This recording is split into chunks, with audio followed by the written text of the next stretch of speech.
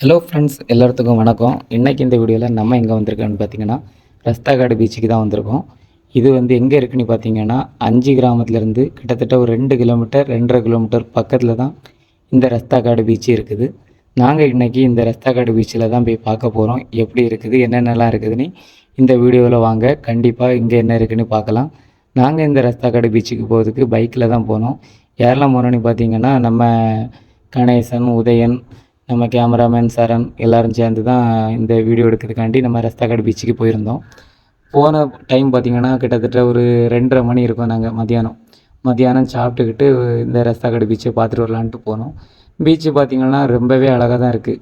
கடல் யாருக்கு தான் பிடிக்காது? கடல் பார்க்க அழகாக தான் இருக்குது. சிலுசிலுன்னு நல்ல காற்று, தென்னை மரங்கள்லாம் கொஞ்சம் நிறைய இருந்துச்சு. கடற்கரையில் பார்த்திங்கன்னா நிறைய பேர் குளிச்சுட்டு இருந்தாங்க. ஏன்னா பீச்சுனால் பிடிக்காதவங்க யாருமே இருக்காது. அதனால் எல்லாருமே குளிச்சுக்கிட்டே இருந்தாங்க.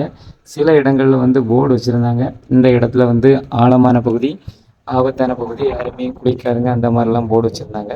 அதையும் பார்த்தோம். அதுக்கு பிறகு பார்த்திங்கன்னா பக்கத்துலேயே சின்ன சின்ன கடைகள் வச்சுருக்காங்க. கடைகளில் பார்த்திங்கன்னா நுங்கு சர்பத்து, இல்லை சாதா சர்பத்து, வாட்டர் பாட்டில், அந்த மாதிரி சின்ன சின்ன திங்ஸ் எதுவும் வாங்கினா வாங்கிக்கலாம். 2 சின்ன போட்டி கடை மாதிரி இருந்துச்சு. சரி, நாங்களும் அப்படி கடைக்கரையில் போய் கொஞ்சம் நேரம் அப்படி நின்றுக்கிட்டு காற்றுலாம் வாங்கிட்டு அப்படி கொஞ்சம் நேரம் பேசிக்கிட்டு அப்படி நின்றுச்சோம். வெயில் வேறு கொஞ்சம் நல்லா வெயில் நல்லா இருந்துச்சு. ஆனால் காற்று அதை விட அதிகமாக இருந்தனால எங்களுக்கு ஒரு கஷ்டம் ஒன்றுமே தெரியலை. அப்படியே நாங்கள் சுற்றி பார்த்துட்டு கணேசன் நான் கடலில் இறங்க போகிறேன் அப்படி சொன்னான். சரி, போய் கடலில் இறங்குன்னு சொன்னேன்.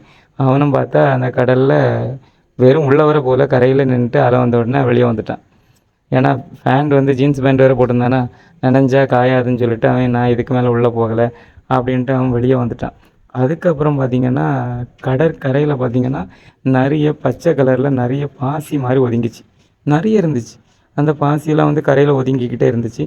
சரி, நானும் இந்த கேப்பில் நம்ம சேனலோட நேமை அந்த கடற்கரையில் எழுதிட்டு இருந்தேன்னா, அந்த டைம் பார்த்திங்கன்னா பாதியிலே அலை அடிச்சுட்டு போயிட்டு, சரி இன்னொருக்கா கிளியராக எழுதிடுவோன்னு சொல்லிட்டு நானும் ESPN போட்டுட்டு கிளம்பிட்டேன்.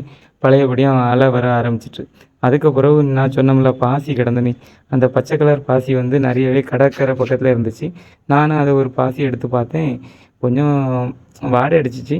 ஆனால் நிறைய பாசி பச்சை கலரில் ஒதுங்குது. நான் இந்த பாசியோட நேம் என்னன்னுலாம் எனக்கு தெரில.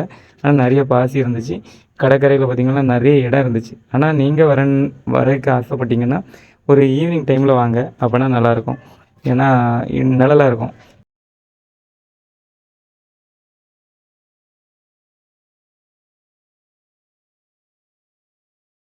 இந்த வீடியோ உங்களுக்கு பிடிச்சிருந்தா மறக்காமல் நம்ம சேனலை சப்ஸ்கிரைப் பண்ணிவிட்டு லைக் பட்டன் அழுத்திடுங்க. நன்றி.